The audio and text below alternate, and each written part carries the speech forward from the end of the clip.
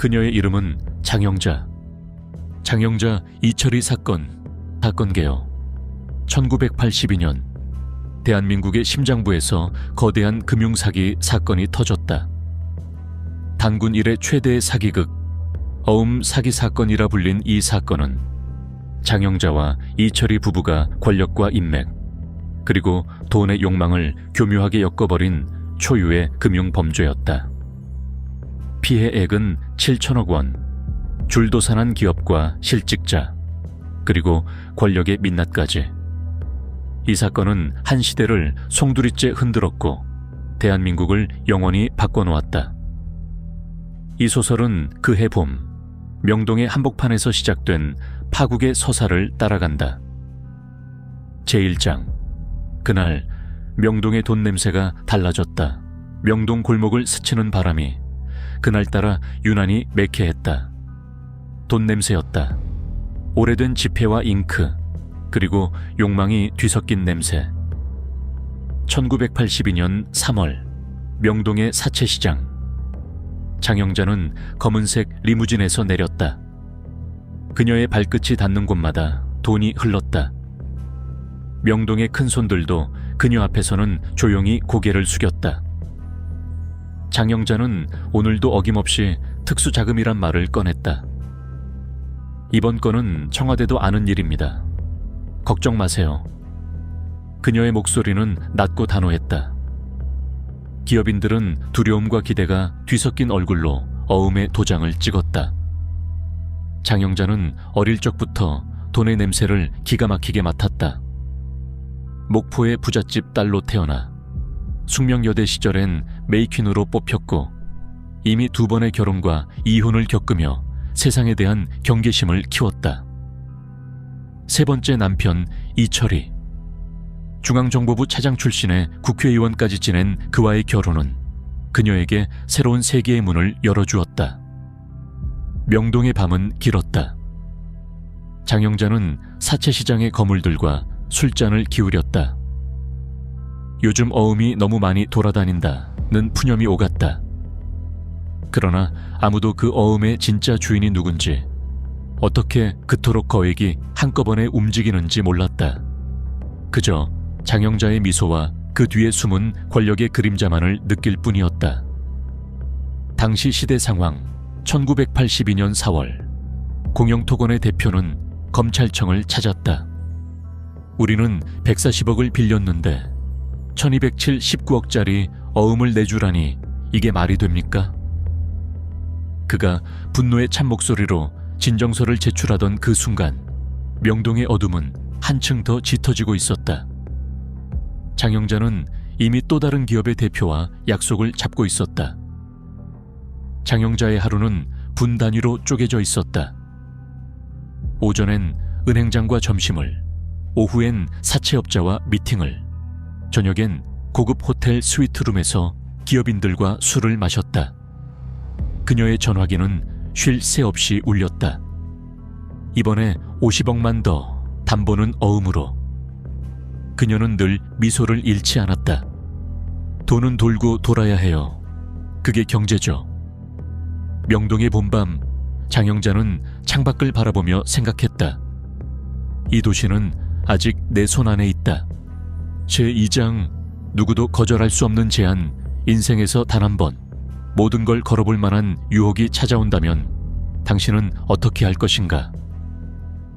장영자의 제안은 달콤했다. 자금난에 허덕이는 기업인들에게 시중보다 훨씬 낮은 이율로 거액을 빌려주겠다고 했다. 단, 담보는 필요했다. 바로 대여액의 몇 배에 달하는 약속 어음이었다. 기업인들은 망설였다. 그러나 장영자의 뒤에는 중앙정보부 차장 출신 남편 이철희, 그리고 권력과 연결된 인맥이 있었다. 이 거래는 청와대도 아는 일입니다. 그 한마디에 기업들은 어음을 내주었다. 장영자는 어음을 사채시장에 할인해 유통시켰다. 어음은 다시 또 다른 기업으로 흘러들어갔다. 거대한 사기극의 톱니바퀴가 돌아가기 시작했다. 그녀는 어음을 쥔 손끝에 힘을 주었다. 이 어음이 곧 당신의 생명줄이에요. 잘 간수하세요. 기업인들은 장영자의 말에 고개를 끄덕였다. 그러나 그들 중 누구도 그 어음이 곧 자신들의 목을 조를 줄은 몰랐다. 실제 상황 삽입 1982년 5월 4일 대검찰청 중앙수사부는 장영자 이철희 부부를 외국환 관리법 위반 혐의로 구속했다. 이들이 명동 암달러 시장과 캘리포니아에서 80만 달러를 모았다고 검찰은 발표했다. 수사는 점점 상상을 초월하는 규모로 번져갔다. 장영자는 구치소에서도 당당했다. 나는 단지 돈을 돌렸을 뿐이에요. 모두가 원했던 일이었죠. 그녀의 눈빛은 흔들림이 없었다. 명동의 밤거리, 어음이 돌고 돈이 돌고 사람들의 운명이 돌았다. 누군가는 희망을, 누군가는 파멸을 꿈꿨다. 그리고 그 한가운데 장영자가 있었다. 제3장, 어음의 바다, 그리고 침몰하는 기업들. 한 장의 어음이 한 사람의 인생을 삼킬 수 있다는 걸 그때는 아무도 몰랐다. 1982년 여름 명동의 어음 시장은 혼돈에 빠졌다. 장영자 부부가 받아낸 7천억 원대 어음 중 상당수가 할인 유통이 불가한 견질어음이었다.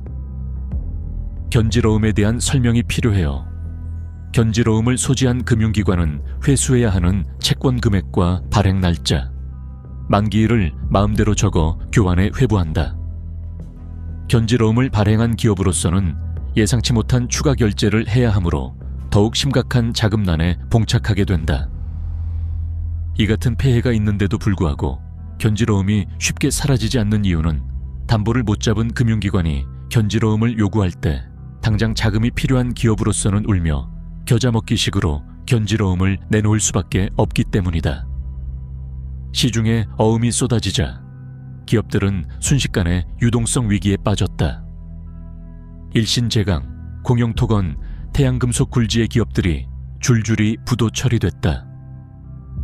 기업의 회장들은 밤마다 술에 취해 울었다. 어떻게 이럴 수가 있나? 우리는 돈 한 푼도 못 받았는데 어음만 남았다. 사채업자들은 어음을 들고 기업 사무실을 찾아왔다. 이거 언제 갚으실 겁니까? 기업인들은 고개를 숙였다. 우리는 장영자에게 속았습니다. 제발 시간을 좀 더. 실제 상황 삽입. 공영토건은 140억 원을 빌리고 1207 19억 원의 어음을 내주었다.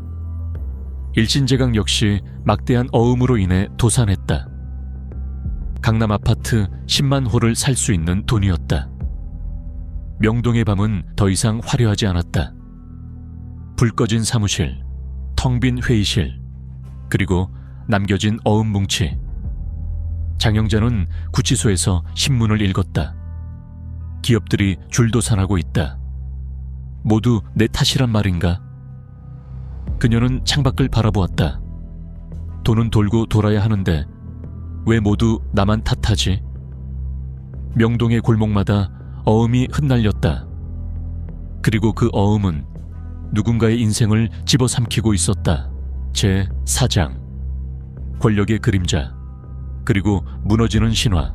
진실은 언제나 가장 어두운 곳에서 드러난다. 장영자 부부의 뒤에는 권력의 그림자가 짙게 드리워져 있었다. 장영자의 친인척은 대통령의 처가였고 남편 이철희는 중앙정보부 차장 출신이었다. 정재계 인사들은 그들의 이름만 들어도 몸을 사렸다. 그러나 사기극이 드러나자 권력의 신화는 무너졌다. 청와대 배우설이 퍼졌고 50 실세들이 줄줄이 옷을 벗었다. 국무총리, 경제부총리, 법무부 장관, 검찰총장, 안기부장 등 정권의 핵심 인사들이 자리에서 물러났다. 정의사회 구현을 외치던 신군부의 도덕성은 산산조각났다. 실제 상황, 장영자 부부를 도운 전두환 대통령의 처숙부 이규광도 징역 1년 6개월을 선고받았다. 은행장, 기업체 간부, 전직 기관원 등 30여 명이 함께 구속됐다. 대한민국 권력의 민낯이 드러난 순간이었다. 장영자는 법정에서 담담히 말했다. 나는 단지 돈을 돌렸을 뿐입니다. 모두가 원했던 일이었죠. 법정은 술렁였다. 이게 정의입니까? 장영자는 고개를 들었다. 정의는 가진 자의 것 아닙니까? 법정 밖 기자들은 플래시를 터뜨렸다. 장영자, 그녀는 악마인가? 시대의 희생자인가? 5장. 비 온 뒤 땅이 굳을까? 모든 것이 끝난 뒤 남는 것은 무엇일까? 장영자 부부는 법정 최고형인 징역 15년을 선고받았다. 그들은 법정에서 우리는 순수한 경제활동을 했을 뿐이라 주장했다. 그러나 법원은 받아들이지 않았다. 사회는 충격에 휩싸였고 금융시장에 대한 불신은 극에 달했다. 그 사건 이후 대한민국은 금융실명제 도입을 본격 논의하기 시작했다. 검은 돈, 음성자금, 권력과 돈의 유착 모든 것이 다시는 반복되지 않기를 바라는 마음에서였다. 그러나 장영자는 출소 후에도 사기 행각을 멈추지 않았다. 비 온 뒤 땅은 굳었을까? 아니면 또 다른 비가 내릴 준비를 하고 있었던 것일까? 당시 상황, 김재익 경제수석은 전두환 대통령에게 제2회 장영자 사건을 막기 위해 금융실명제를 도입해야 한다고 건의했다. 장영자는 1982년 어음 사기 사건 이후 반복적으로 사기 범죄를 저지르며 수감 생활을 이어갔다. 주요 행적은 다음과 같다. 1. 초기 수감과 가석방 1983년 첫 사건으로 징역 15년 선고 10년 만인 1992년 가석방. 남편 이철이는 1991년 먼저 출소해 장영자의 옥바라지를 했으나 이는 잠시뿐이었다.